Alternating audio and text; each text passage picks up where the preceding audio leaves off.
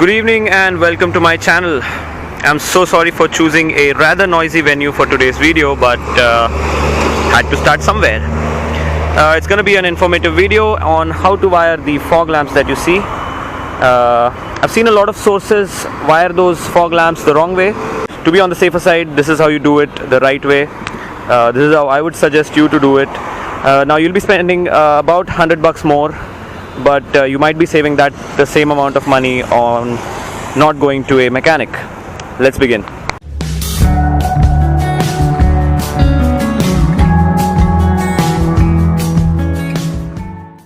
Basically do in this kind of a setup is they tap into the ignition wire and then they add a switch to it, and then they connect your auxiliary lamps straight to that switch, and then the other terminal, of course, they ground it on your vehicle's body again. There are a few risks related to this kind of a wiring. First one of them being that you're basically running two power drawing devices straight away from your stock wiring. Now the stock wiring might not be rated for this kind of a power draw. Typically mine are 18 watt each, so you're running 36 watts of power straight from the stock wires. You might run a risk of overheating your stock cables, and over time they wear out even quicker than they would if the devices were not connected to them. And other problems being, if these guys get wet in the rain and the terminal short out or something, you are running a risk of straight away fusing out your main system again. So you'll have to go and change your fuses and whatever, because this system, they haven't used any fuse.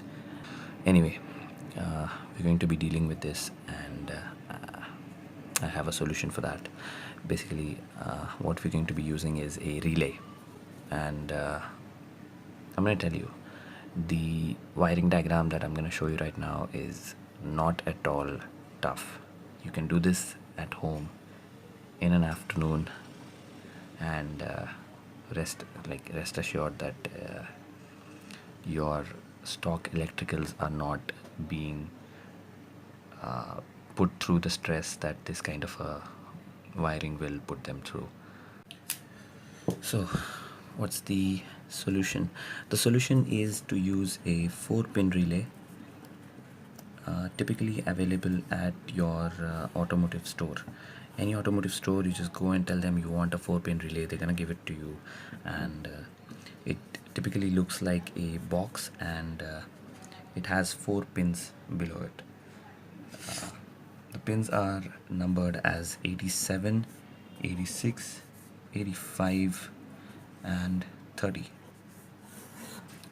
These are the 4 pins. If you see it from below, it looks like this, and the terminals are like this. Typically a relay will have terminals like this. This is the 30, this is 86, this is going to be 87, and this is going to be 85. You have these the pins that look like these basically, and you get connectors that connect straight away into this, and they have a crimping system. How do you connect this relay to your auxiliary? I'm going to make another diagram here just so it gets easier. Straight away when you begin, you connect the 85th terminal to the ground. Now what you want to be seeing is this ground to be a good ground, like one of your battery terminals negative. That's a good ground, or a good strong bolt on your bike or any vehicle that you are connecting this to. Then what you do is you connect the 87 pin number 87 to your auxiliary lamps. You're going to be connecting these to the positive of your auxiliary lamps, and of course you're going to be grounding the other terminal to your bike's body, whatever the bolt is near to that particular auxiliary lamp.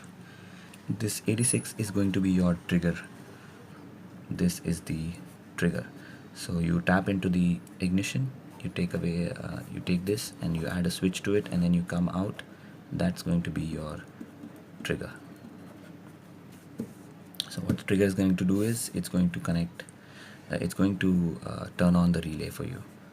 So this is going to be the trigger.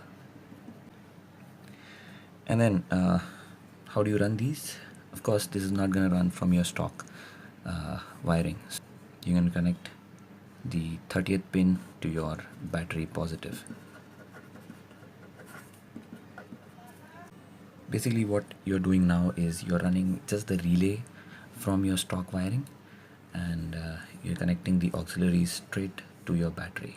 The biggest advantage now is that your stock wire is going to be running only the relay, and that is in milliamps,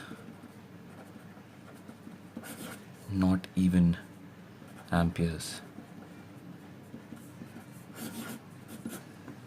So you are not stressing out the stock wire in any way. It's just like connecting another small LED lamp or something to your stock cable, and you're running the whole system away from the whole stock wiring setup. To be on the safer side, you might as well go for a fuse in between here, so that even if anything goes wrong on this side, you are protected on the stock side. But it's usually not necessary, because like I've been running this since a year and a half now, and I've not had any problems switching on and off and on and off this relay multiple times. No problems at all. After you're done with all of this, there are a few things to keep in mind. Make sure you keep this relay somewhere where the water does not touch the relay in any way.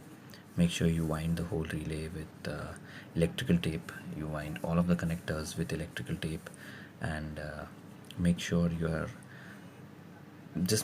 putting it in some safe place where water is not gonna touch this setup. Then that's all for today. Just gonna leave you with